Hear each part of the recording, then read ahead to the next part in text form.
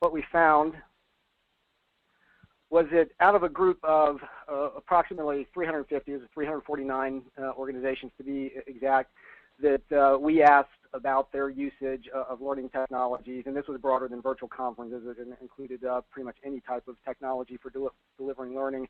We found that around 9% of that group said that they had already offered a virtual conference, and then we found about another 18 to 20% to say that they were planning on doing that.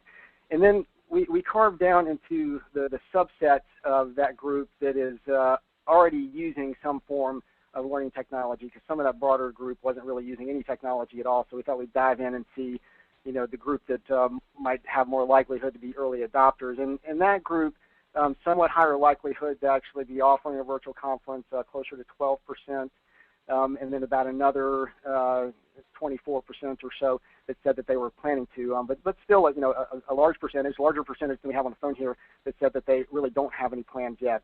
So, at this point, pretty modest usage in terms of what's already happened, if we extrapolate this out to the sector, and we do that cautiously. I wouldn't say that these numbers are definitive of what exactly is happening in the association sector, but I think they are pretty representative just based on our experience. And so far, we're definitely in the early stages, but it looks like we really could have a pretty significant jump in the coming year to essentially triple the number of organizations that are engaging in some form of virtual conference.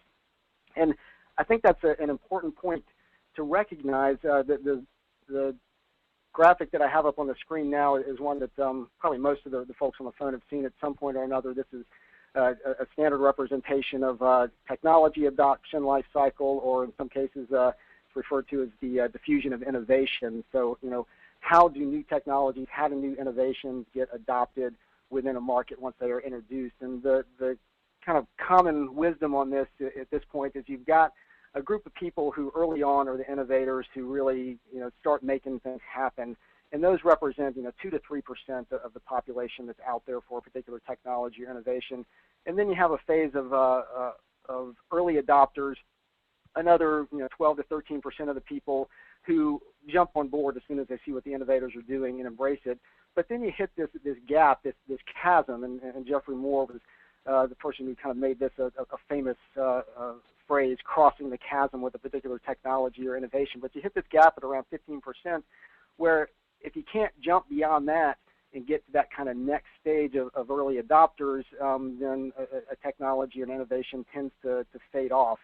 And it really looks like, based on the numbers that we've gotten from going out and researching, and also just from observing what's out there, talking with everybody we've talked to, that we're really at a point where we're going to jump that chasm over the next year or so and move into the later stage of early adoption of virtual conferences as a technology, which basically means if you're an association leader, if you're an association educator, this is a trend that is definitely gaining ground, and you're going to see more and more of in the coming years.